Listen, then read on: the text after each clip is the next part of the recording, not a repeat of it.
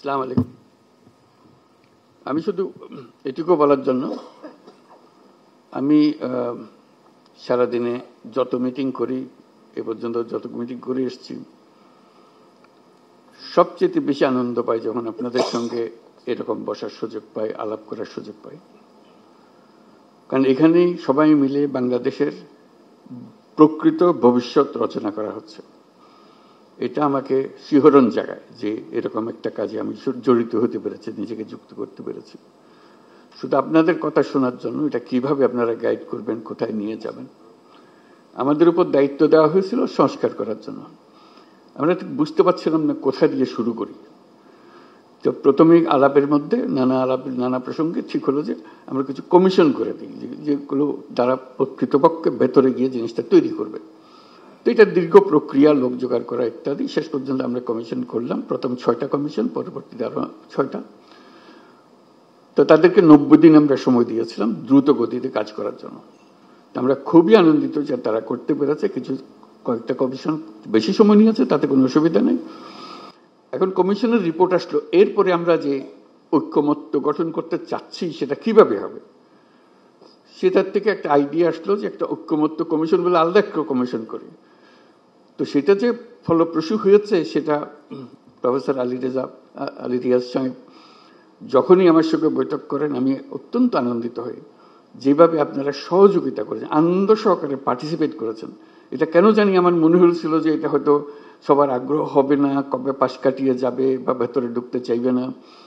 আমি অত্যন্ত আশ্চর্য হয়েছি এবং অত্যন্ত আনন্দিত হয়েছে যে কত গভীরভাবে আপনারা এটাতে গিয়েছেন।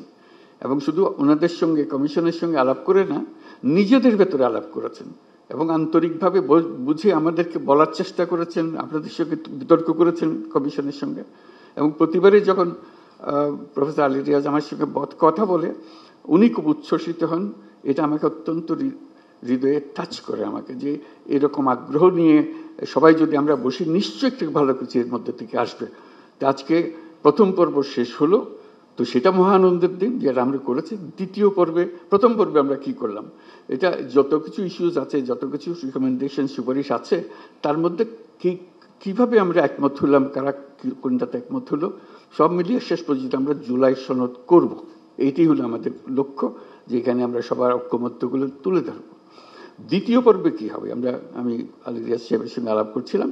দ্বিতীয় পর্বে হলো অনেকগুলো বিষয় আছে, কাছাকাছি এসে গেছি, আরেকটু হলে আমাদের তালিকাতে আরেকটা সুপারিশ যুক্ত হয় ওই ঐক্যমত্যের সুপারিশে।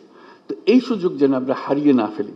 এই দ্বিতীয় পর্বের আমি যদ্দূর বুঝছি, প্রফেসর আলী রিয়াজ তারা ব্যাখ্যা করবেন যে এই আলাপটা নিয়ে যেটুকু তফাৎ ছিল, দূরত্ব ছিল, সেই দূরত্বকে গুছিয়ে এনে যাতে আমাদের জুলাই সনদে বর্তমানে যতগুলো ঐক্যমতের বিষয় আছে তার মধ্যে যে আরো কিছু যোগ করতে পারে, দেখতে সুন্দর লাগবে। জাতীয় একটা সনদ হলো, অনেকগুলো বিষয়ে আমরা একমত হতে পেরেছি। জাতি হিসেবে আমরা গর্বিত জাতি হিসেবে দাঁড়াতে পারে যে আমরা তো এরকম বিভক্তিকরণের প্রক্রিয়ার মধ্যে রাজনীতি সৃষ্টি করিনি। আমরা সৃষ্টি করছি ঐক্যবদ্ধ হওয়ার জন্য, দেশের উন্নতির জন্য, দেশের মঙ্গলের জন্য। আজকে সেই সবাই উপস্থিত থাকতে পারে, আমি নিজেকে সৌভাগ্যবান মনে করছি। আশা করি আমরা সেই পর্বে ঢুকতে পারবো এবং সেই পর্বে অত্যন্ত চমৎকার একটা জুলাই সনদ আমরা তৈরি করতে পারবো। সবাইকে ধন্যবাদ।